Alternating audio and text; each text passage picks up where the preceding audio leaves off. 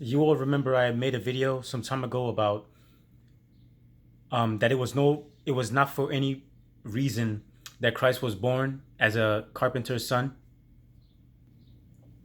Carpentry at that time. Well, watch that video, so I don't have to go into details about that. But in that video, I basically made um I made I made my case that Christ came as a carpenter so that his body will be built to take the punishment that would be administered to him by the Romans for the sake of crushing him, which it was God's will to crush his son, right? So his son's body had to be built, well built through the art and work of carpentry to be able to withstand the punishment before he would die on the torture stake or beam. Why did Christ come into Jerusalem on a donkey? I was talking to my boy Franco, and he made mention about he always likes to make mention about how humble it is for Christ to come into Jerusalem on a donkey. Like it's like the equivalent of coming to it's like the equivalent of people expecting you to be a kingly status and you come into a town on a beat up old car.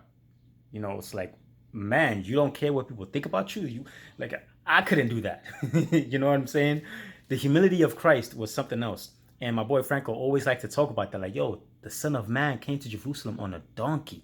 One time when we were speaking about it, when we were talking more about the donkey, he was like, think about what the donkey symbolizes. Think about what the donkey symbolizes. And I'm like, what does the donkey symbolize?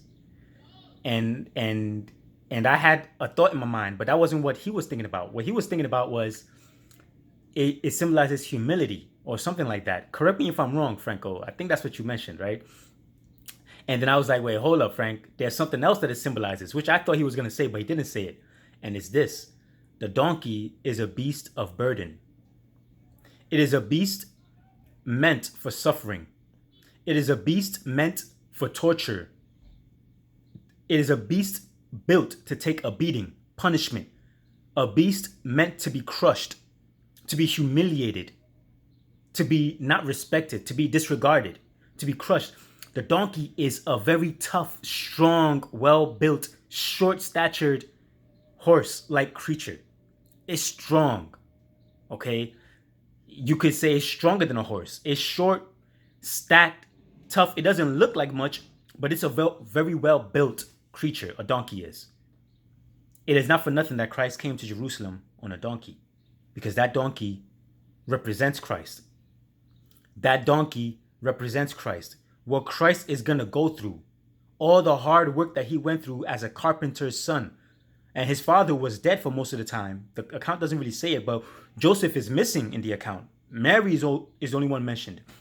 So we know Joseph pretty much died.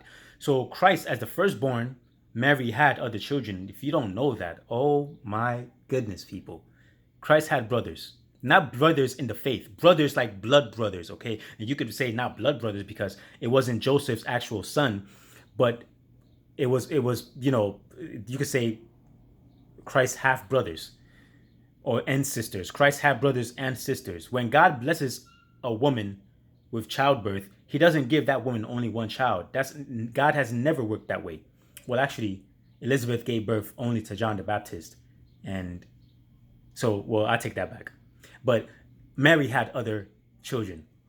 I believe not John the Baptist. John the Baptist was his cousin. John, the friendly one, like the one that was much closer and intimate with Christ, that was his brother.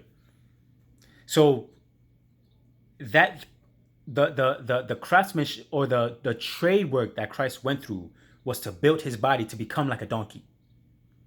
Simply put, that donkey, just look up facts about a donkey and look up facts about what Christ came to do: to be beaten, to be scoffed at, to be humiliated, to be taken of no account, to be disregarded.